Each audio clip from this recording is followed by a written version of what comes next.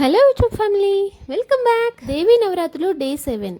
మా ఊర్లో అమ్మవారిని ఇలా అన్ని రకాల వెజ్జెస్తో శాకంబరిగా అలంకరించారు. దేవీ నవరాత్రుల్లో 7వ రోజు మన బతుకమ్మలు వచ్చేసి ఇలా ఉన్నాయి. రంగురంగుల పువ్వులతో ఇలా బతుకమ్మల్ని ప్రిపేర్ చేసి టెంపుల్కి తీసుకువచ్చి బతుకమ్మలు ఆడడం డైలీ భలే సరదాగా ఉంటుంది. అండ్ ఇంకా 2 డేసే ఉన్నాయి కదా అని బాధగా కూడా ఉంది కొంచెం. ఎవ్రీడే లానే కోలాటం అయిపోయిన తర్వాత బతుకమ్మ కథ చెప్పుకున్నాం అండ్ ఇంకా హారతి కూడా ఇచ్చేసుకున్నాం. డే 7 కలర్ వచ్చేసి ఆరెంజ్ కలర్. మేమైతే ఆరెంజ్ కలర్ డ్రెస్సెస్ లో రెడీ అయిపోయాం. మన తెలంగాణ అండ్ ఆంధ్రాలో కోలాటం ఎలా వేసుకుంటామో నవరాత్రుల్లో నార్త్ స్టేట్స్ వాళ్ళు గర్బా అండ్ దాండియా వేస్తారు.